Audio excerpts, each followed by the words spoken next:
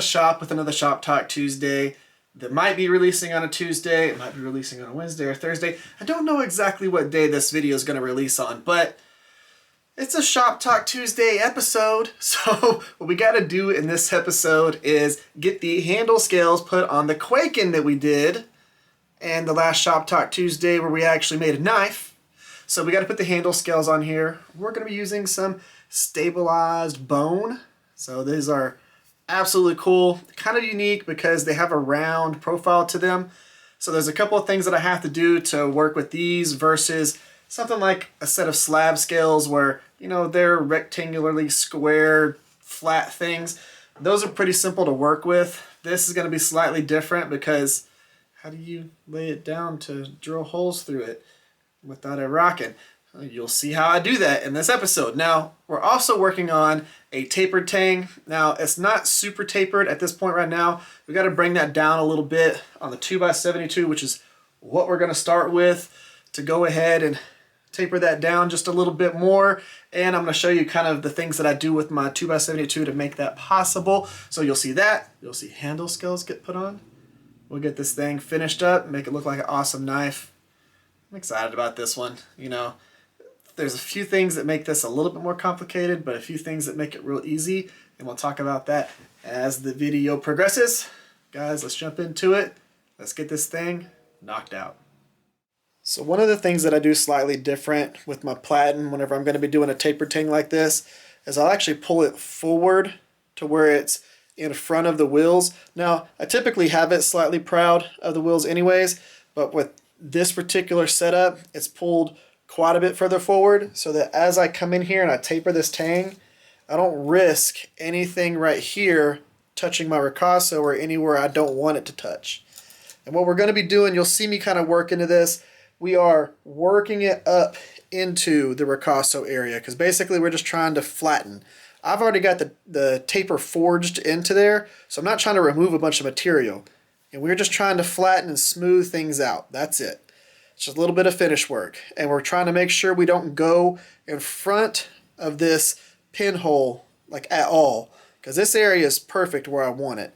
I just want to make sure that everything fades up into it real well so that taper's nice and smooth and everything's good. So we're just going to come in here, gently come in and work it down up to the ricasso area.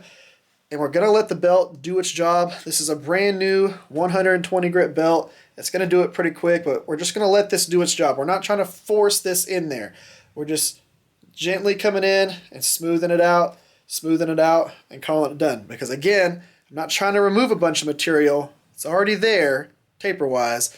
We're just trying to finalize it. So that's what we're going to do now.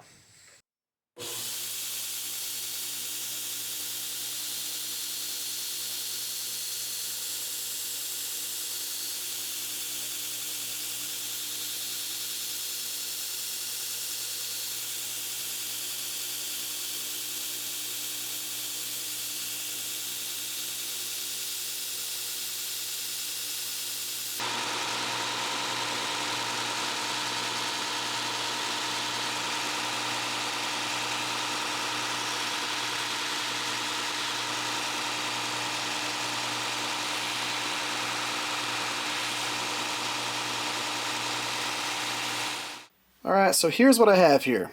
I've got this piece of wood ground out with a half circle that matches the same as this. I wouldn't say half circle, nowhere near the half of a circle. But my contact wheels that are on the top and bottom of my platen setup are actually the same contour as this. So I was able to grind this out, make a little cavity there that fit the scales so that they don't want to rock back and forth. It actually just sits in there nice and even. And then what I did was, because this side and this side are not the same height, this side's a little bit taller than this side because it actually tapers to the back. I made sure that this part of the cavity was deeper than this part so that they set nice and even on there. And then I've got this little piece of steel right here that is the same height as the scales on this side, so I can make sure everything is nice and smooth and even right here. And then we put the knife on top of that. Basically, we're going to drill a hole that is slightly smaller than the finish hole. And the point behind that is you can actually chip out and crack out these scales whenever you're punching through it. And I want that to happen. And if something does chip a little bit, I want to be able to even it up whenever I run the slightly bigger drill bit through it. So that's what we're going to do.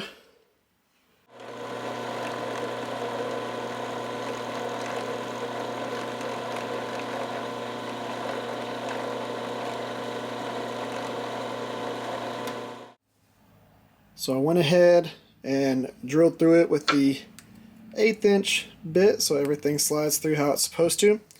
And then I went a little bit further into this so that I could actually take this and use that as almost like a guide hole to make this even easier on me. So now we've got that set in there.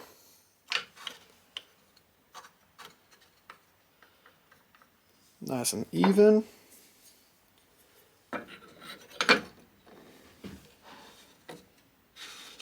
Now we can go through and make sure everything works out.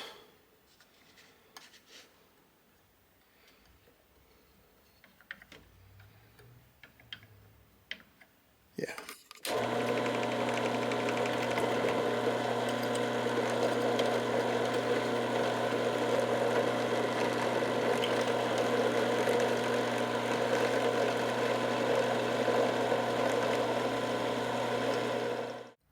So now we're going to use the scale that we drilled through in the first round to actually be the guiding hole for the second set.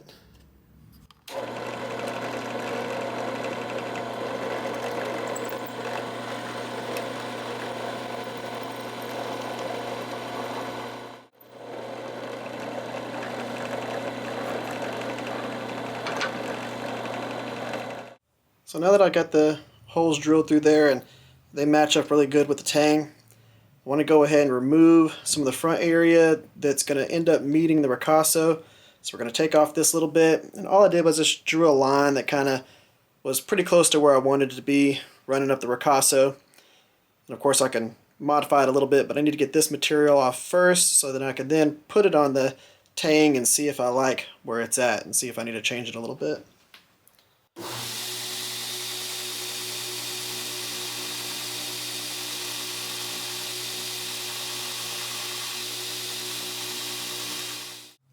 See what we think about it.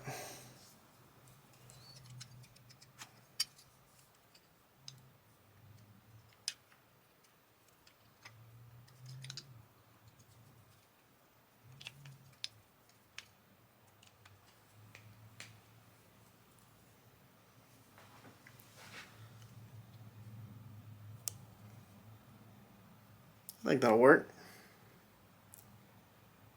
I think that flows real well with the blade. I wanted it to be pretty close to the ricasso area. I didn't want to have a bunch of ricasso left after it was all said and done. I think that's going to look great. We just have a little bit of material to shave off. That's one of the best things about having bone like this as your material. I don't really have to profile the sides at all. All I got to do is profile the outside, get that close, and then pretty much call it done. It's already profiled on the sides. I think that's going to be great. Alright, now all we got to do, trim the excess off, and go from there. Make my shop really smell like toenails. If y'all don't know what bone and antler smells like, it's pretty much like toenails.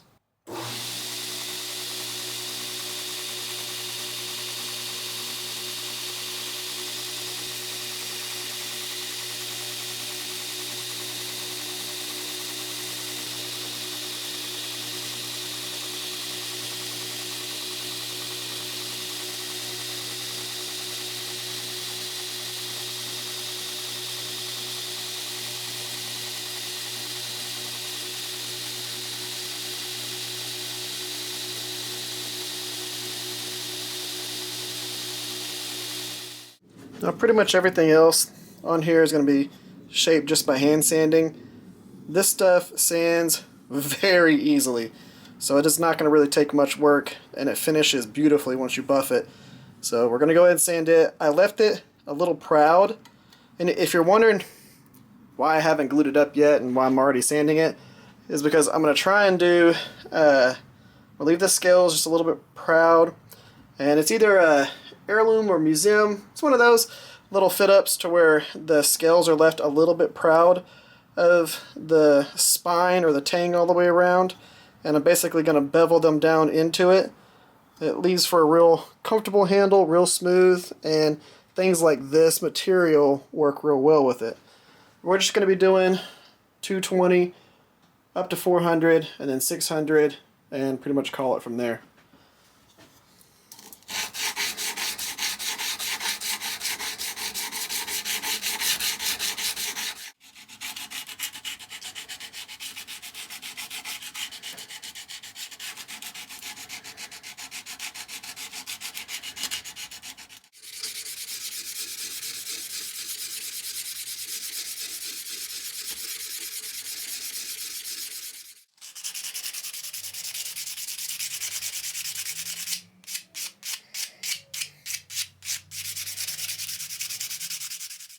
So y'all seen me do this in a few different videos. Add this black dye to the actual epoxy. It is very helpful with just, for one, making sure that everything's mixed. Two, to actually make the work time just a little bit longer. I don't know if it's the alcohol that's in the dye or what, but it does make it to where it's got a longer working time. I really like that. Plus, it makes the epoxy black, and I like having jet black epoxy. It's just a personal preference thing.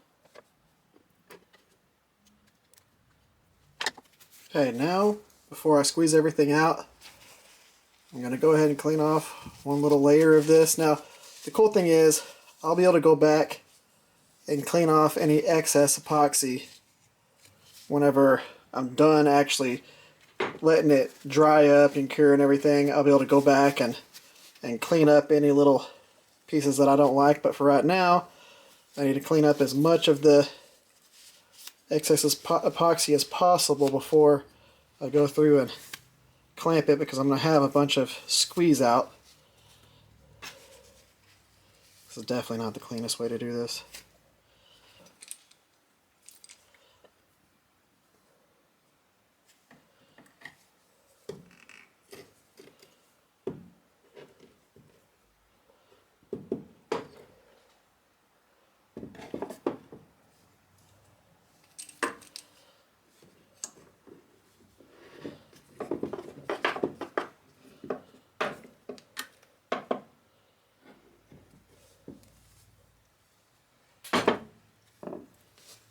Again, go through, clean off all the excess.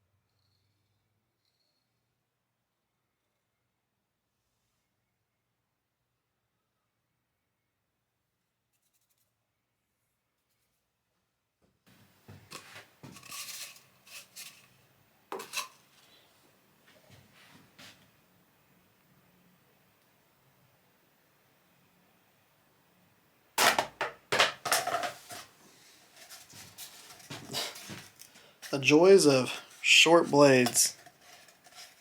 Trying to get it to line up just right to not roll off the tip of the blade.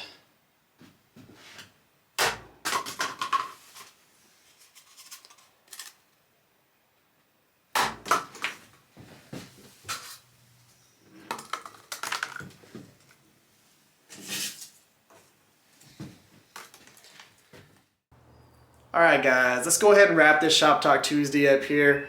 Let's give a little rundown of what we've done so far. Of course, we ended up forging our blade, got everything forged to profile there, got our bevels done, heat treat, all that stuff done. And then in this episode, we went ahead, did our scales, which are stabilized bone, and then black micarta pins. We went ahead and left the scales a little bit proud of the tang, and then kind of beveled it into it right there. And it actually has a really nice feel to it. There's no hot spots. It feels amazing in the hand. And speaking of feeling amazing in the hand, the ergonomics on this particular style of knife are crazy. For something so simple and so sleek, it feels amazing in your hand, whether you're holding it like this, like this, like this, it doesn't matter. It just feels like it flows in your hand real well. So whenever they were designing this knife, they did a fantastic job. Just a good old Kwaiken. Like how this turned out. I like our little hamon that we have on here. I think that the actual scales and the blade and everything go together real well. I think that it turned out absolutely awesome. But I'm always interested to know what y'all think. Do y'all think this was the right set of scales to put on here? Do you like the little forged finish that we have of the ricasso and up across the top?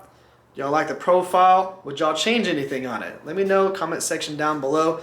Guys, that's pretty much the end of this build.